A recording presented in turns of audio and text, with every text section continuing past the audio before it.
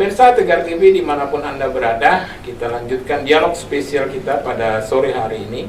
Seperti saya informasikan pada sesi pertama, dialog spesial sore hari ini kita dengan Bapak Ketua Dekopinwil Lampung, Bapak Juniansah, MKNMM. Beliau adalah Dekopinwil Lampung, didampingi oleh Ibu Hajah Eli Susilawati Esos, PLT Ketua Kota Bandar Lampung, bersama Ibu Titi Andriani, PLT Ketua Metro. Ya, pemirsa Tegar TV dimanapun Anda berada, kita sesi pertama sudah bicara mengenai Dekopinwil Provinsi Lampung. Kita akan masuk kepada Dekopinda, ya, Bu Eli ya, Dekopinda Kota Bandar Lampung. Ini terkait soal musda, seperti yang disampaikan oleh Pak Ketua Dekopinwil, Pak Juniansah tadi. Musda, persiapan musda yang akan digelar seperti Ibu katakan tadi, musda Dekopinda Kota Bandar Lampung akan digelar setelah Lebaran, ya. Insya Allah setelah Lebaran. Diupayakan setelah Lebaran itu paling lama, karena kita kebetulan di bulan puasa. Tapi saya rencananya juga, kalaupun memang nanti gerakan koperasi siap di bulan puasa, insya Allah bulan puasa ini akan kita adakan. Tapi paling terlambat itu habis Lebaran. Saya upayakan habis Lebaran itu harus sudah musda, karena itu memang kewajiban saya sebagai Ketua PLT, Ketua Dekopinda Kota Bandar Lampung. Nah, karena kita di sini juga harus bergerak ya Pak ya. Bergerak artinya harus bekerja sesuai dengan tugas kita. Persiapan yang sudah dilakukan untuk ke arah musda Dekopinda Kota Bandar Lampung itu apa yang sudah dilakukan? Saya udah koordinasi dengan beberapa koperasi yang memang selama ini jadi mitra kita. Mereka sudah siap, dan dalam waktu dekat ini saya akan menghadap Ibu Wali Kota, kemudian Kepala Dinas Koperasi dan Ketua Dewan. Saya sudah audiensi dengan mereka, tinggal menunggu waktu mereka aja bisa bertemu kapan. Jadi pada waktu harapan saya nanti saya musda mereka hadir. Iya. Gitu harapan saya. Jadi mereka tahu kalau di Kota Bandar Lampung itu Dekopindanya itu ada gitu. Iya. Jumlah koperasi yang ada di Kota Bandar Lampung cukup banyak. Cukup banyak Pak. Sebenarnya banyak koperasi di Kota Bandar Lampung, tetapi hanya beberapa koperasi saja, nggak begitu banyak yang sudah RAT. Terbentur dengan pandemi ini juga. Kemudian sekarang ini kan koperasi-koperasi banyak yang meminjamnya daripada yang menabungnya ya Pak ya. Oh iya. Jadi saat ini koperasi di Kota Bandar Lampung itu cukup bagus sebenarnya, cukup bagus. Hanya belum seperti dulu sebelum pandemi gitu. Iya. Gitu. Banyak koperasi. Kalau menurut Ibu sendiri, tanggapan pemerintah daerah terus DPRD setempat Kota Bandar Lampung terhadap keberadaan Dekopinwil, gerakan koperasi di Bandar Lampung ini bagaimana?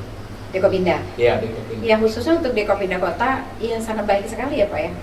Mereka sangat antusias untuk bekerja sama dengan kita. Misalnya kayak Hari Koperasi, dia minta ke kita juga untuk koordinasi dengan kita gitu juga, ya.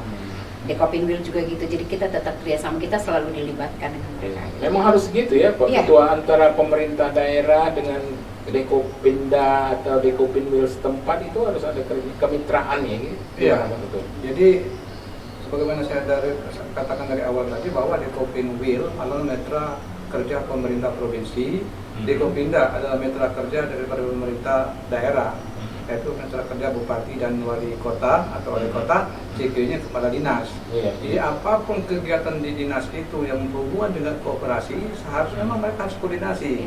Koordinasi dengan Dekopinda yang merupakan yang notabene organisasi koperasi.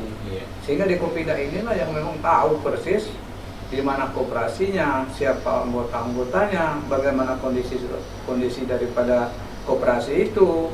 Mungkin lebih tahu daripada Dekopindanya, sehingga tidak terjebak dengan hal-hal yang negatif yang pernah terjadi di tahun-tahun sebelumnya tentang koperasi yang banyak ditipu orang. Sampai sekarang pun banyak koperasi-koperasi yang katanya bodong, yang begitu banyak masyarakat yang dibohongin. Itu kenapa sampai terjadi begitu ya? Karena kurangnya koordinasi, sehingga mereka tidak tahu persis koperasi itu di mana. Karena koperasi itu kan jelas untuk kepentingan gerakan koperasi, untuk kepentingan masyarakat yang menjadi anggota koperasi, bukan untuk kepentingan orang-orang yang punya modal besar, bukan soal koperasi itu. Jadi memang Bu Eli, keberadaan koperasi ini sepakat nggak Bu Eli bahwa keberadaan koperasi terutama Dekopinda, karena Ibu sebagai PLT Ketua Dekopinda Kota Bandar Lampung adalah dirasakan manfaatnya oleh anggota. Ini gimana menurut Ibu? Jelas, pasti mereka merasakan manfaatnya. Karena apa? Karena kita kan mitra mereka, jadi kalau mereka ada keluhan atau ada inspirasi mereka, kita sampaikan, kita kerja sama-sama. Ayo kita kerja bareng. Jadi kan lebih memudahkan mereka kan untuk komunikasi dengan dinas koperasi. Memberikan, apalagi sekarang kan UKM kan sekarang memang lagi digalakkan sangat dengan menteri kan. Jadi kita bantu mereka. Betul ya Pak Ketua, harus dirasakan manfaatnya seperti anjuran Bu Ketua Dekopin pusat, ya kan, edukasi, fasilitasi, dan satu lagi itu advokasi. Advokasi. Jadi itu memang tugas daripada Dekopinda yang merupakan organisasi koperasi itu sendiri, dengan tugas dan fungsi tersebut memang harus berperan dan memang harus dirasakan oleh masyarakat tadi. Jadi dia berfungsi sebagai fasilitasi, artinya Dekopinda itu bisa menghubung antara bank atau antara lembaga-lembaga terkait yang punya dana untuk gerakan koperasi, bisa memfasilitasi itu.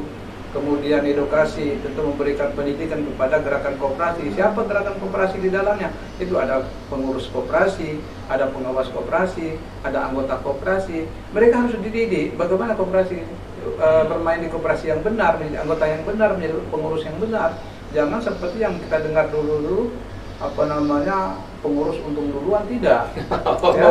Jadi sekarang ini bagaimana dididik pengurus, pengawas, serta anggota koperasi untuk berkoperasi yang benar. Betul. Yang mendidik itu siapa? Di antaranya Dekopinda sendiri dan pemerintah melalui kegiatan-kegiatan pemerintah.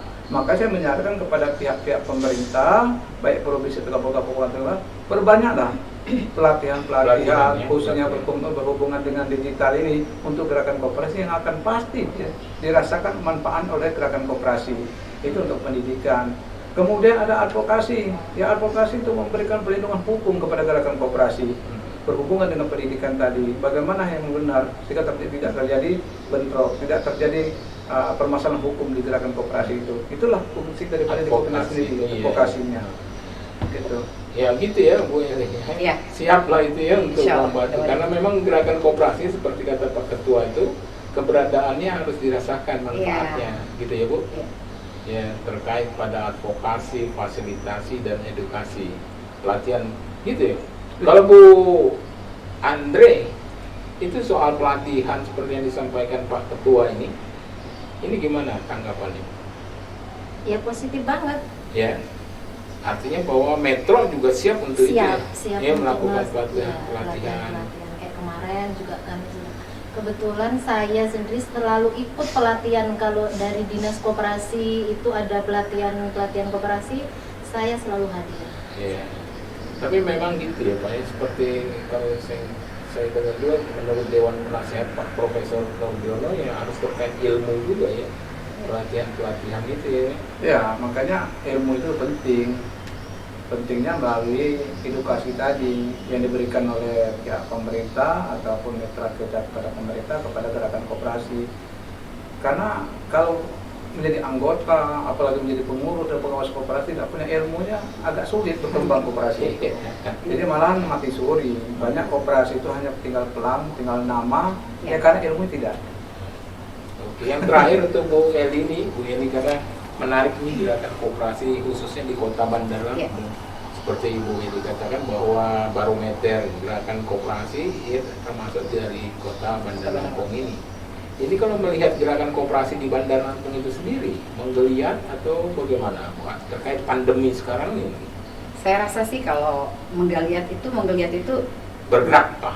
Bergerak, tapi sekarang ini saatnya yang banyak yang lagi ini ya Pak ya. Apa mati suri kata Pak Iya Ketua? benar, banyak yang mati suri karena memang kondisi ya, ekonomi saat ini memang lagi mulai. Tapi insya Allah setelah pandemi ini ya bisa berjalan sesuai rencana mereka deh, seperti dulu lagi ya.